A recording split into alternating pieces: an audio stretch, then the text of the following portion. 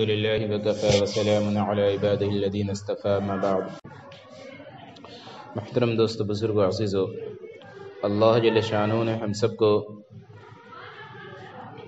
دنیا آخرت دونوں جہاں کی کامیابی کے لیے دین اسلام دیا ہے، اور اللہ نے اس دین کو مکمل کر دیا اور اپنی نعمتوں کا اتمام کر دیا ہے، اور دین اسلام کے ساتھ راضی ہونے کا فیصلہ کر لیا ہے. فرمایا الیوم اکملت لکم دینکم واتممت علیکم نعمتی ورضیت لکم الاسلام دینا، کہ ہم نے دین کو مکمل کر دیا، اپنی نعمتوں کا اتمام کر دیا اور دین اسلام کے ساتھ راضی ہونے کا فیصلہ کر لیا. اب جس کی زندگی میں اسلام ہوگا، یعنی اللہ کے حکم اور جناب رسول اللہ صلی اللہ علیہ وسلم کے طریقے ہوں گے، وہ تو کامیاب ہوگا، اور جس کی زندگی میں اللہ کے احکام نہیں ہوں گے اور حضور اکرم صلی اللہ علیہ وسلم کے طریقے نہیں ہوں گے، وہ دنیا میں بھی ناکام ہوگا، اور مرنے کے بعد آخرت کی زندگی جو ہمیشہ کی رہنے والی زندگی ہے، جو زندگی کبھی ختم نہیں ہوگی، جس کے بارے میں مثال یوں دی گئی کہ سمندر میں کوئی شخص انگلی ڈبا کر دیکھے اور نکال کر دیکھے کہ اس کی انگلی میں کتنا پانی لگا. وہ پانی دنیا کی زندگی ہے، اور باقی جو سارا ٹھاٹھے مارتا ہوا سمندر ہے وہ آخرت کی زندگی ہے. تو وہ آخرت کی زندگی کبھی ختم نہیں ہوگی. اگر ہم نے دین کو چھوڑ کر زندگی گزارا تو وہ آخرت کی زندگی ہماری خراب ہو جائے گی، برباد ہو جائے گی، ہم وہاں بھی کامیاب نہیں ہوں گے. اس لیے فرمایا اللہ جل شانہ نے کہ جو دین کے خلاف زندگی گزارے گا، دین کو چھوڑ کر زندگی گزارے گا، وَمَن يَبْتَغِ غَيْرَ الْإِسْلَامَ دِينًا فَلَن يُقْبَلَ مِنْهُ، کہ جو دین کو چھوڑ کر، اسلام کو چھوڑ کر زندگی گزارے گا وہ کبھی کامیاب نہیں ہو سکتا. اس لیے ہم سب کو اس بات کی کوشش اور محنت کرنا ضروری ہے کہ ہم دین اسلام کے مطابق اپنی زندگی گزاریں. ایک موقع پر حضرت جبرائیل علیہ السلام نے آپ صلی اللہ علیہ وسلم سے آ کر عرض کیا کہ مجھے بتائیں آپ کی اسلام کیا ہے. جو ہم جانتے ہیں نا، دین اسلام کے ساتھ زندگی ہم سب کو گزارنا ہے، کامیاب تبھی ہوں گے. جبرائیل علیہ السلام نے آگے پوچھا کہ یا رسول اللہ فرمائیے کہ دین اسلام کیا ہے. فرمایا کہ تم اس بات کی گواہی دو کہ اللہ کے سوا کوئی معبود نہیں. اس بات کی گواہی دو کہ اللہ کے سوا کوئی معبود نہیں، اور حضرت محمد مصطفیٰ صلی اللہ علیہ وسلم اللہ کے رسول ہیں. نماز قائم کرو، زکوٰۃ ادا کرو، رمضان کے روزے رکھو، اور بیت اللہ کا حج کرو. تو جبرائیل علیہ السلام نے پوچھا، ایک عام آدمی کی شکل میں آئے تھے جبرائیل علیہ السلام، اپنی فرشتوں کی جو حالت اور حیت ہوتی ہے اس میں نہیں آئے تھے. آ کر عرض کیا، جبرائیل علیہ السلام نے عرض کیا کیا میں یہ سب باتیں کر لوں تو میں اس ایمان والا ہو گیا، مسلمان ہو گیا؟ فرمایا ہاں تو مسلمان ہو گئے، ایمان والے ہو گئے. یہ ہے اسلام کہ ہم اس کے مطابق اپنی زندگی گزاریں. ایک حدیث میں آتا ہے کہ اسلام کی 8 شاخیں اہم ہیں. اسلام کی 8 شاخیں اہم ہیں. اس میں فرمایا کہ اس بات کی گواہی دو کہ اللہ کے سوا کوئی معبود نہیں اور محمد صلی اللہ علیہ وسلم اللہ کے رسول ہیں. نماز قائم کرو، زکوٰۃ ادا کرو، بیت اللہ کا حج کرو، رمضان کے روزے رکھو. اور آگے مزید فرمایا یہ تو 5 ہو گئی جسے جو مشہور ہے کہ اسلام کی بنیاد ہے. 3 اور فرمایا کہ 3 اہم چیزیں جو ہیں، فرمایا امر بالمعروف کرو، نہی عن المنکر کرو، اور گھر والوں کو سلام کرو. کہ فرمایا امر بالمعروف کرو، نہی عن المنکر کرو، اور گھر والوں کو سلام کرو. یہ فرمایا یہ 8 شاخیں اہم ہے. ایک موقع پہ فرمایا جو اس اسلام کی 8 شاخیں اہم ہیں، اور انہی باتوں کو آپ نے فرمایا اور کہا جو جس کو چھوڑنے والا ہوگا اتنے ہی اسلام دین کو چھوڑ کر، اتنے ہی اسلام کو چھوڑ کر زندگی گزارنے والا ہوگا. اور جس کی زندگی میں ان 8 میں سے کسی کا کوئی حصہ نہیں جس میں، تو وہ ہر اعتبار سے ناکام ہے. اس لیے ہم سب کو اس بات کی کوشش اور محنت کرنا ہے کہ ہماری زندگی میں یہ اسلامی شعار آئیں اور اسلامی کے مطابق ہم زندگی گزارنے لگے. اس کے لیے ہم سب کوشش کریں، محنت کریں. اس بات کا ہم یقین کریں کہ اللہ ہمارا رب ہے. جو پہلی گواہی ہم نے دی ہے کہ اللہ کے سوا کوئی معبود نہیں، محمد صلی اللہ علیہ وسلم اللہ کے رسول ہیں، اللہ ہمارا رب ہے، اللہ ہی نے ہم سب کو پیدا کیا ہے، اللہ ہی کی طرف ہم سب کو لوٹ کر جانا ہے. نہ ہمارا کوئی اختیار تھا پیدا ہونے میں، نہ ہمارا کوئی اختیار ہے موت مرنے میں یعنی موت کے آنے میں بھی ہمارا کوئی اختیار نہیں. ہم چاہیں کہ ہم زندہ رہیں یہ ہمارے اختیار میں نہیں ہے، ہم چاہیں کہ ہماری موت آ جائے یہ بھی ہمارے اختیار میں نہیں ہے. زندگی اور موت کا فیصلہ اللہ طے کر چکا ہے. جب اللہ جل شانہ نے کسی کے بارے میں یہ فیصلہ کر لیا کہ اس کی موت آنی ہے تو اسے کوئی روک نہیں سکتا. چاہے ساری دنیا کے ڈاکٹرز مل جائیں، سائنٹسٹ مل جائیں اور اس بات کی کوشش کریں کہ اس مرنے والے کو بچا لیا جائے یا یہ جو مر چکا ہے اس کو زندہ کر دیا جائے، ساری دنیا کے ڈاکٹرز اور انجینئر اور سائنٹسٹ مل کر کسی کو زندگی نہیں دے سکتے. اور اسی طریقے سے اللہ جل شانہ کسی کی موت کا فیصلہ کر لے تو کوئی کسی کو زندہ نہیں کر سکتا، اور کسی کے زندگی کا فیصلہ کر لے اللہ تو کوئی اسے مار نہیں سکتا. سارے دنیا کے لوگ دشمن ہو جائیں، سارے ایٹمی طاقتیں اس کے خلاف ہو جائیں، پھر بھی اسے کوئی موت نہیں دے سکتا. کہ فرعون نے موسیٰ علیہ السلام کو مارنے کی ساری تدابیر اختیار کر لی کہ ہر پیدا ہونے والے بچے کو قتل کروا دیتا تھا، اور موسیٰ علیہ السلام کے چکر میں ہزاروں بچوں کو قتل کروا دیا.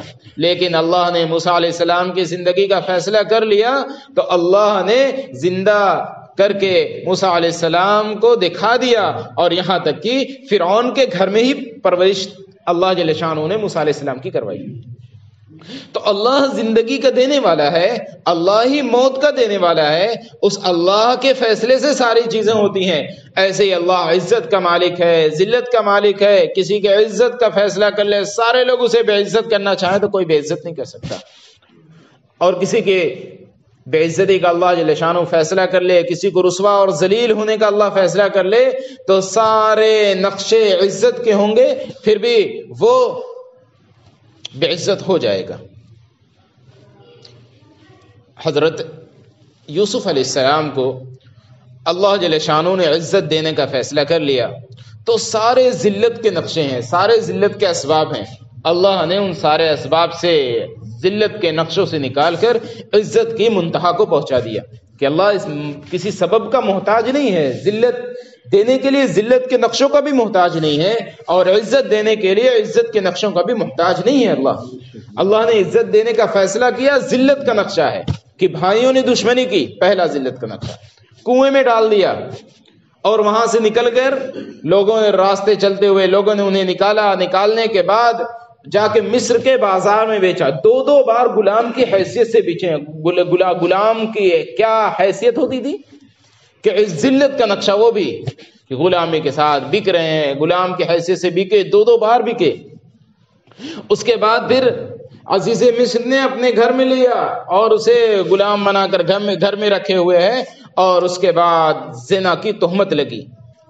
ایک اور ذلت کا نقشہ، سنگین ذلت، اور اسی تہمت کے الزام میں جیل میں ڈال دیا گیا، وہ بھی ذلت کا نقشہ.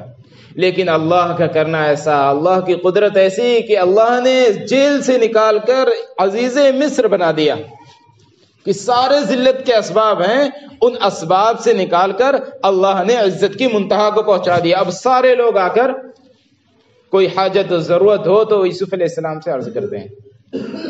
جن بھائیوں نے دشمنی کی ان بھائیوں کو بھی یوسف علیہ السلام کے پاس آنا پڑا، اپنی درخواست کرنی پڑی، مدد چاہنی پڑی. اللہ جل شانہ نے ساری ذلت کے نقشوں سے نکال کر عزت کی منتہا کو پہنچا دیا. اللہ وہ ہے، یہ وہ اللہ ہے جس کو ہم نے اپنا رب مانا ہے، اپنا خالق مانا ہے، اپنا رازق مانا ہے، اپنا سب کچھ ہم نے مانا ہے.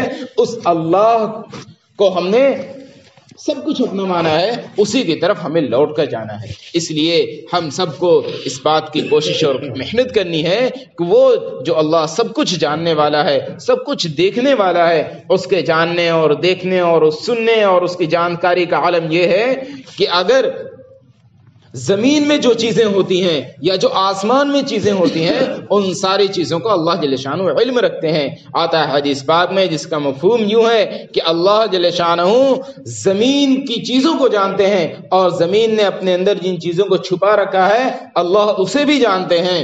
ایک زمین کے بعد دوسری زمین کے بعد تیسری زمین، یہ جو 7 زمینیں اللہ جل شانہ نے بنائی ہے، اللہ ان ساری چیزوں کے اندر کی ساری چیزوں کو جانتے ہیں اور ان کے وزن کو بھی جانتے ہیں، اور ایسے ہی اللہ آسمانوں کو بھی جاننے والے ہیں، اور ایک آسمان نے دوسرے آسمان کے درمیان کن چیزوں کو چھپا رکھا ہے اللہ اسے بھی جانتے ہیں، اور اللہ جل شانہ ان باتوں کو اور ان چیزوں کو ان شے کو بھی جانتے ہیں جو آسمانوں اور زمین کے درمیان ہے۔ اور پہاڑوں نے جن چیزوں کو چھپا رکھا ہے، پہاڑ کی سخت چٹانوں کے اندر جو چیزیں چھپی ہوئی ہیں اللہ اسے بھی جانتے ہیں، اور پہاڑوں کے وزنوں کو بھی اللہ جانتے ہیں، سمندر کے پیمانے سے بھی اللہ واقف ہے، اور سمندر کی گہرائی میں ان کی تہ میں جو چیز چھپی ہوئی ہے اللہ ان ساری چیزوں کو جانتے ہیں، ذرے ذرے سے اللہ واقف ہیں، ریت کے ذرات کی تعداد کو بھی اللہ جانتے ہیں، فرشتوں کی تعداد سے بھی اللہ جل شانہ واقف ہیں، اور پیڑ پر درختوں کے پتوں کی تعداد سے بھی اللہ واقف ہیں۔ اللہ جل شانہ کے علم سے کوئی چیز چھپی ہوئی نہیں ہے۔ بادلوں سے بارش ہوتی ہے تو جتنے بود بارش ہوتی ہے ایک ایک بود کا اللہ کو علم ہے، ہر ایک چیز اللہ کے علم میں ہے، کوئی چیز اللہ کے علم سے باہر نہیں ہے۔ یہاں تک کہ لکھا ہوا ہے کہ جو درختوں سے پتا ٹوٹ کر زمین پر گرتا ہے تو اس زمین کے گرنے میں کتنے مرتبہ وہ بل کھاتا ہے اللہ کو اس کا بھی علم ہے۔ اور اللہ جل شانہ جو اتنا سب کچھ جاننے والا ہے، کیا ہم گمان کرتے ہیں کہ ہمارے دلوں کے بھید سے وہ ناواقف ہے؟ وہ اللہ جل شانہ ہمارے دلوں کے بھید کو بھی جانتا ہے، ہم کیا سوچ رہے ہیں، کیا کرنے والے ہیں، کیا کر چکے ہیں، ان ساری چیزوں کو اللہ جانتا ہے، خوب جانتا ہے، اور ایسے اچھی طریقے سے جانتا ہے جتنے اچھے طریقے سے ہم بھی نہیں جانتے۔ اس لیے ہم سب کو اس بات کی کوشش اور محنت کرنا ہے، جس اللہ سے ہم کچھ نہیں چھپا سکتے اس اللہ کی عبادت، اس اللہ کی عبادت کر کے، اس اللہ کا تقوی اختیار کر کے ہم زندگی گزاریں۔ اس اللہ کا تقوی اختیار کر کے ہم زندگی گزاریں گے تو ہمارا بیڑا پار ہو جائے گا۔ اور اگر ہم نے اس اللہ سے یہ گمان کر لیا کہ وہ اللہ تو ہمیں دیکھتا نہیں، چھپ کر گناہ کرنا شروع کر دیا اور چھپ کر چیزوں کے کرنے لگے، اس کا مطلب ہم نے اللہ کو اللہ نہیں جانا، اللہ کو ایسا نہیں جانا کہ جو ساری چیزوں کو جاننے والا ہے۔ ابن عباس رضی اللہ عنہ فرماتے ہیں کہ اللہ جل شانہ کے جاننے کے بارے میں، اللہ جل شانہ کے علم کے بارے میں فرمایا کہ اگر کوئی شخص اللہ کا دھیان کو چھوڑ کر کوئی شخص چھپ کر گناہ کرے، اور گناہ کرنے میں کوئی کھڑکی یا پردہ ہوا کے یا کسی اور جھونکے سے کھٹکا اور جس کی وجہ سے وہ ڈر گیا کہیں کوئی دیکھ تو نہ لیا، فرمایا کہ جس گناہ میں وہ ملوث ہے اس کا یہ سوچنا کہ کہیں کسی نے دیکھ تو نہیں لیا، یہ اس سے بڑا گناہ ہے کہ اسے اللہ کا دھیان نہیں رہا، وہ دوسروں کا دھیان ہے کہ کہیں کوئی دیکھ نہ لے، کوئی بچہ دیکھ نہ لے، کوئی آدمی دیکھ نہ لے، کوئی مرد عورت نہ دیکھ لے، اللہ دیکھ رہا ہے، اس کو دھیان نہیں۔ اللہ ایسا دیکھنے والا ہے کہ سمندر کی تہ میں جو چیز چھپی ہوئی اسے بھی دیکھتا ہے۔ اللہ دن اور رات اللہ کے نزدیک کوئی فرق نہیں رکھتی، جیسا اللہ دن کو دیکھتا ہے ویسے ہی اللہ جل شانہ رات میں بھی دیکھتا ہے۔ آتا ہے کہ سخت اندھیری رات ہو، کالا پہاڑ ہو اور اس پر کالی چونٹی چل رہی ہو تو اللہ جل شانہ ایسا دیکھنے والا ہے کہ اس اندھیری رات میں اس کالے پہاڑ پہ اس کالی چونٹی کے چلنے کو اللہ جل شانہ دیکھتا ہے، اور چلنے سے جو نشان بن رہے ہیں ان نشان کو بھی اللہ دیکھ رہا ہے، اور اس چلنے کی آہٹ اور آواز کو بھی اللہ سنتا ہے۔ اس لیے ہم سب کو اس بات کی کوشش اور محنت کرنا ہے، جو اللہ اتنا جاننے اور سننے والا ہے اس اللہ کے اطاعت فرمان برداری کر کے ہم زندگی گزاریں، اس کی اطاعت اور فرمان برداری ہماری زندگی میں آ جائے۔ اس کے لیے ہم سب کو دین کی محنت کرنا ہوگا، جو دین ہم نے اختیار کیا ہے، جس دین کو ہم نے اپنا دین مانا ہے یعنی دین اسلام، اور اسی پر اللہ نے کامیابی کا فیصلہ کیا ہے، اسی پر اللہ نے راضی ہونے کا فیصلہ کر لیا ہے قیامت تک کے لیے۔ اب اس کو ہم سب کو محنت کر کے کوشش کر کے اپنی زندگیوں میں لانا ہوگا، یوں ہی ایسے ہی یہ ہماری زندگی میں نہیں آ جائے گا۔ کہ ہم یوں ہی بیٹھے رہیں اپنے کاروبار میں کاروباری مست رہے، کھیت میں کسان مست رہے، اور ہر ایک کے پاس اپنی مشغولی ہے، ہر کوئی اپنی مشغولی میں مست رہے اور دین ہماری زندگی میں آ جائے، ایسا نہیں ہوگا۔ اللہ کا یہ ضابطہ نہیں ہے۔ ہم طلب دکھائیں گے، ہم اپنے اندر تڑپ پیدا کریں گے، ہم اس بات کی کوشش اور محنت کریں گے کہ ہم اللہ تک پہنچ جائیں، ہماری آخرت بن جائے، تب جا کر ہماری زندگی میں دین آئے گا۔ اللہ کا یہ ضابطہ نہیں ہے کہ ہم پیٹھ پہ پھیر کر بھاگیں اور اللہ جل شانہ ہمارے اوپر ہم دین کو ہمارے پیچھے چپکا دیں، ہمارے پیٹھوں پر چپکا دیں، ایسا اللہ کا ضابطہ نہیں ہے۔ ہمیں طلب دکھانی پڑے گی، ہم سب کے اندر طلب پیدا ہوگی، تب جا کر ہماری زندگی میں دین آئے گا۔ اس طلب کے پیدا کرنے کے لیے، اس طلب کو لوگوں کے اندر پیدا کرنے کے لیے، اپنے اندر پیدا کرنے کے لیے ہم سب کو دین کی محنت کرنا ہے۔ وہ ایسی محنت کرنا ہے جیسے کہ انبیاء علیہ الصلوۃ والسلام نے کی، کہ اللہ نے انبیاء علیہ الصلوۃ والسلام کو اسی لیے مبعوث فرمایا کرتے تھے تاکہ جا کر وہ میرے بندوں میں دین کی محنت کریں، اللہ کی وحدانیت، اللہ کی بڑائی، اللہ کی کبریائی، اللہ سے ہونے کے یقین کو بیان کریں، اور آخرت کی زندگی کے بارے میں سمجھائیں، دنیا کی بے ثباتی کے بارے میں انہیں بتائیں۔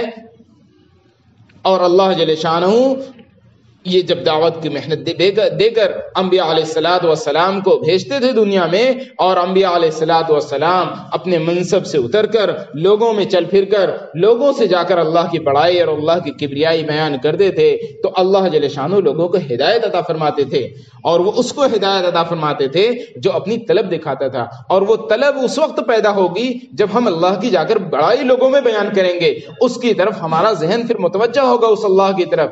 اس لیے ہم سب کو کوشش اور محنت کرنا ہے کہ ہم یہ دعوت کا کام کریں۔ اللہ جل شانہ نے ہماری ذمہ داری بنائی ہے یہ دعوت کا کام کرنا، ہم سب کو ذمہ دار بنایا ہے اس کے لیے۔ آپ صلی اللہ علیہ وسلم کی امت میں ہمیں اللہ نے پیدا کیا ہے، ہم کسی اور قوم کے میں نہیں ہیں، ہم کسی اور نبی کے امتی نہیں ہیں، ہم کسی ایسی جگہ نہیں ہیں، اللہ کے نبی صلی اللہ علیہ وسلم کی امت اللہ نے ہم کو بنایا ہے، جس کے لیے انبیاء علیہ الصلوۃ والسلام دعا کرتے تھے کہ اللہ مجھے نبی بنا دے، اس امت کا مجھے امتی بنا دے۔ لیکن اللہ نے ہم آپ کو اس امت کے لیے چنا ہے۔ اللہ کے نزدیک اس امت کا بڑا مقام ہے۔ کل قیامت میں جنت میں جانے والوں کی 120 صف ہوگی، جس میں سے 80 صف اس امت محمدیہ کی ہوگی، ساری قوموں کی باقی صفیں ہوں گی، 120 میں سے 80 صف صرف اس امت کی ہوگی۔ اللہ نے اس امت میں ہمیں پیدا کیا ہے، اور ہم سب کو اللہ جل شانہ سب سے پہلے کل قیامت میں جنت میں داخل فرمائیں گے، حالانکہ اللہ نے ہمیں سب سے اخیر میں بھیجا ہے کہ آپ صلی اللہ علیہ وسلم پر نبوت کا سلسلہ بند کر دیا اللہ نے۔ اب قیامت کے بعد قیامت تک کوئی نبی نہیں آئے گا، اور ہم سب کو اللہ جل شانہ نے اس پیغمبر کا، اس اپنے حبیب صلی اللہ علیہ وسلم کا امتی بنایا ہے، جس پر اللہ نے نبوت کا اتمام کر دیا، نبوت کو ختم کر دیا ہے، بند کر دیا ہے، اور ہماری آپ کی یہ ذمہ داری بنا دی ہے کہ ہم اس دعوت کے کام کو کریں۔ اگر صحابہ کرام رضی اللہ عنہم اجمعین نے ابھی یہ دعوت کا کام نہیں کیا ہوتا تو سوچیں پوری دنیا میں دین کیسے پھیلتا، پوری دنیا میں لوگ مسلمان کیسے ہوتے۔ صحابہ نے دعوت کا کام کیا، لوگوں تک دین پہنچایا، اور اس بات کو بہت اچھے سے سمجھ لیا تھا۔ آپ صلی اللہ علیہ وسلم نے اللہ کی طرف سے یہ پیغام لوگوں کو سنا دیا کہ قل ھذہ سبیلی ادعو الی اللہ علی بصیرۃ انا ومن اتبعنی۔ اللہ نے فرمایا نبی جی کہہ دیجئے کہ یہ میرا راستہ کہ پوری بصیرت کے ساتھ لوگوں کو اللہ کی طرف بلاتا ہوں، اور میرے ماننے والوں کا بھی اب یہی کام ہے کہ وہ پوری بصیرت کے ساتھ لوگوں کو اللہ کی طرف بلائیں۔ ایک موقع پر فرمایا ومن احسن قولا ممن دعا الی اللہ وعمل صالحا وقال اننی من المسلمین، کہ اس سے اچھی کس کی بات ہو سکتی ہے؟ ومن احسن قولا ممن دعا، اس سے احسن، اس سے اچھی کس کی بات ہو سکتی ہے؟ جو لوگوں کو اللہ کی طرف بلائے اور نیک اعمال کرے، اور کہے وقال اننی من المسلمین، اور میں بھی عام مسلمانوں میں سے ایک مسلمان ہوں۔ اس فرمایا اللہ نے اس سے اچھی کسی کی بات نہیں ہو سکتی کہ جو لوگوں کو اللہ کی طرف بلائے۔ تو یہ اللہ کی طرف بلانا ہمارے ذمے رکھا ہے اللہ نے. ہم سب کو یہ کام کرنا ہے کہ ہم اللہ کی طرف لوگوں کو بلائیں.